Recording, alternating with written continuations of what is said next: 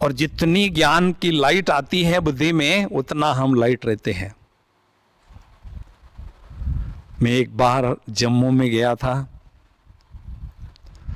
सवेरे पुजारी आया, ठंडी में कांपते कांपते 8 शालिग्राम को बड़े प्यार से नहलाया, बाद में 108 को नहलाया, फिर 16,000 को थोड़ा जल्दी नहलाया, फिर पाइप लेकर सारे शालिग्राम को नहला रहा था। मैंने कहा भाई साहब ये क्या करें? कहते मेरे पास टाइम नहीं है। तो जो कहते हैं प्यार से ज्ञान स्नान करने के लिए मेरे पास टाइम नहीं है, उनकी यादगार भक्ति मार्ग में ऐसी मनाई जाती है। ओम शांति। मुरलीधर की मुरली सुनने की 2 युक्तियां आपके साथ शेयर करने जा रहे हैं। कहते हैं मुरली है मस्तानी, मुरली है परमात्मा के शक्तिशाली ज्ञान रत्नों का खजाना, आत्माओं के लिए शक्तिशाली भोजन। तो जब हम मुरलीधर शिव पिता की याद में सुनते हैं, तो हमें एक अलौकिक मस्ती चढ़ती है। हमारा मनवा मोर झूमने लगता है।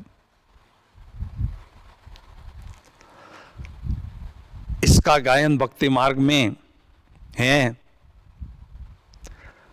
श्री कृष्ण की मुरली की तान गोप गोपियां सुनती थी, तो वो भाव विभोर हो जाती थी और मुरली के मधुर तान पर रास रचाती थी। तो जब हम मुरलीधर की याद में सुनते हैं, तो उससे हमारी डबल कमाई होती है। पहली बात, उस मुरली के द्वारा अमूल्य ज्ञान रत्नों की प्राप्ति हमें मिलती है। और दूसरा, मुरलीधर शिव पिता की याद में मुरली सुनते हैं, तो योगाभ्यास के द्वारा अनेक पद्मों की कमाई भी हमारी होती है। हमें कर्म योगी से कर्मातीत बनना है। सुनना ये भी कर्म है। तो मुरली सुनते समय, कर्म करते समय योग लगाना, योग युक्त मुरली सुनना, ये हमारा लक्ष्य हो।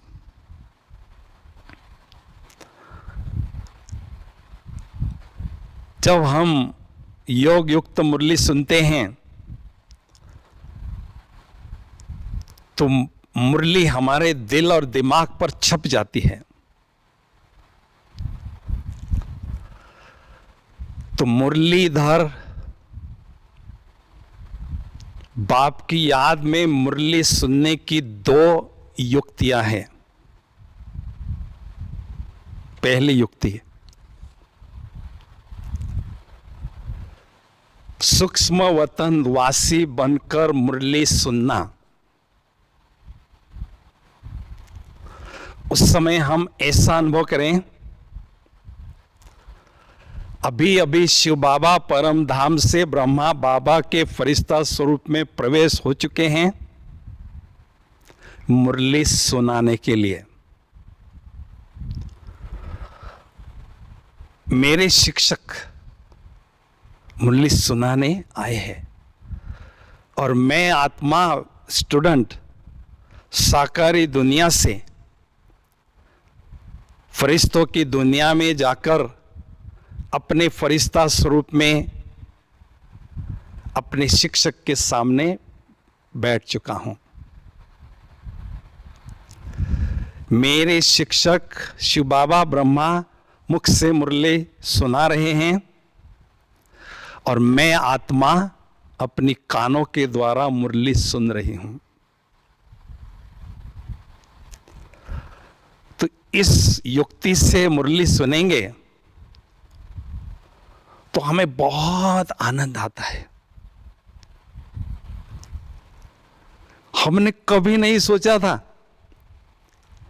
कि स्वयं भगवान, निराकार भगवान हमें पढ़ाई पढ़ाएंगे।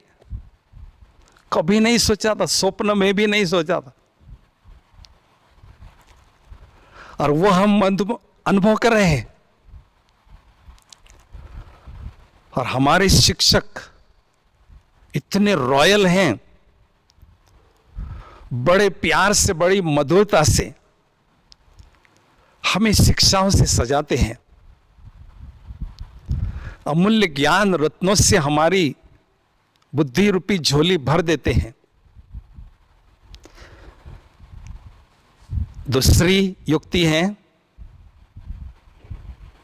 अपने क्लास में आकर मुरली सुनना। अब दीदी के हाथ में जो मुरली है वो कहां से आई है? कहते हैं मधुबन में बाजे मुरली। शिव बाबा ने कृष्ण के मुख से, अर्थात कृष्ण बनने वाले ब्रह्मा बाबा के मुख से वो मुरली मधुबन में बजाई है। वो मुरली दीदी के हाथ में है और दीदी के पीछे ब्रह्मा बाबा विराजमान हैं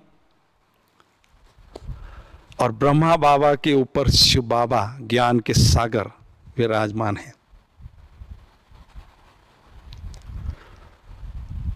तो हमें ऐसा अनुभव करना है,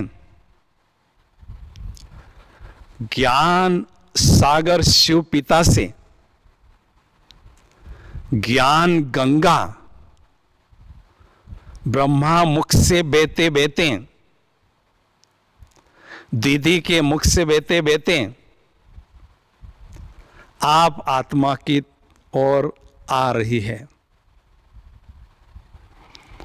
और आप ज्ञान स्नान कर रहे हैं। कौन सुना रहा है मुरली? मुरलीधर बाप। और कौन सुन रहा है मुरली?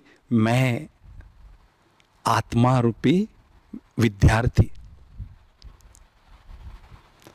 जो होशियार विद्यार्थी होते हैं, होशियार, जो होश में रहते हैं, जो हमेशा अलर्ट होकर रहते हैं, मेरा शिक्षक मुझे क्या पढ़ा रहा है, उसको होशियार विद्यार्थी कहते हैं। तो इस युक्ति से हम जब मुरली सुनते हैं तो हम गदगद होने लगते हैं। लेकिन हमें ये ध्यान देना है, केवल मुरली सुनना ही पर्याप्त नहीं है।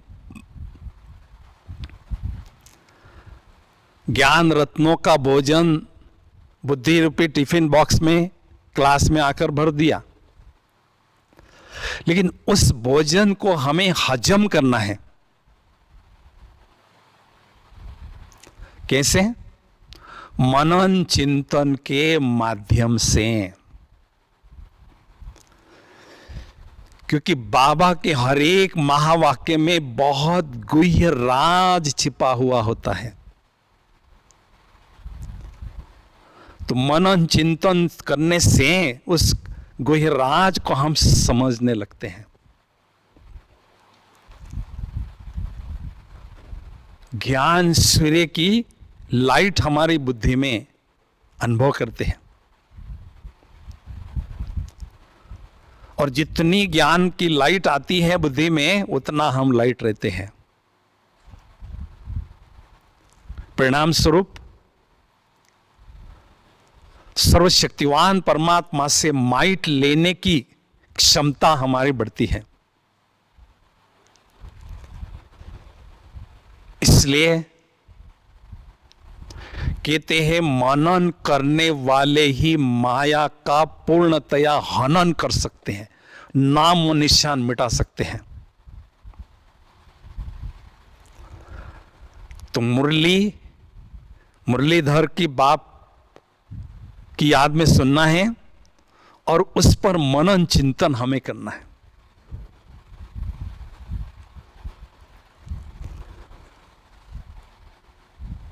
ज्ञान ये थियरी है, उसका प्रैक्टिकल प्रमाण है योग, बाबा से लगाना, धारणा मूर्त बनना, सेवा करते रहना। लेकिन कई बार आजकल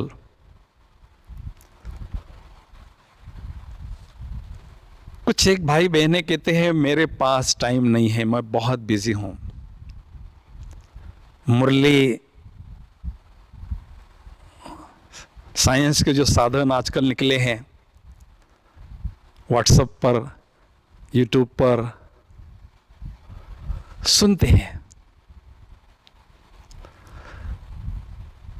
तो क्लास में आकर मुरली सुनना और ये साधनों के द्वारा मुरली सुनना, इसमें बहुत अंतर है।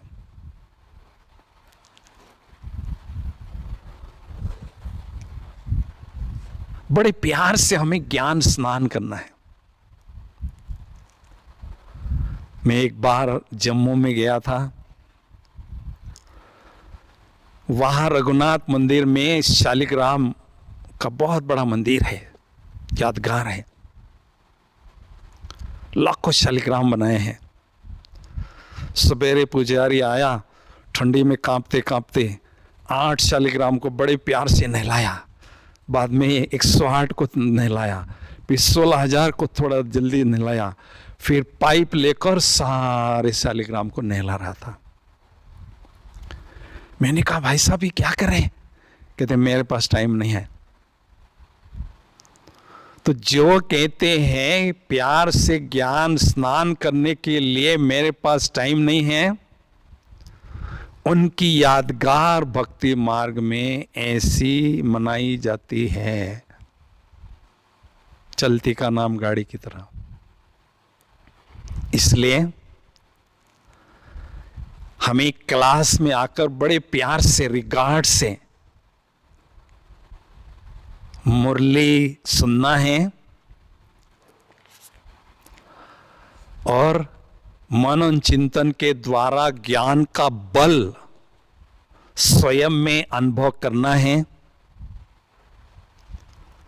क्योंकि जितना जितना ज्ञान का बल बढ़ता है, उतना हम फियरलेस बनते जाते हैं।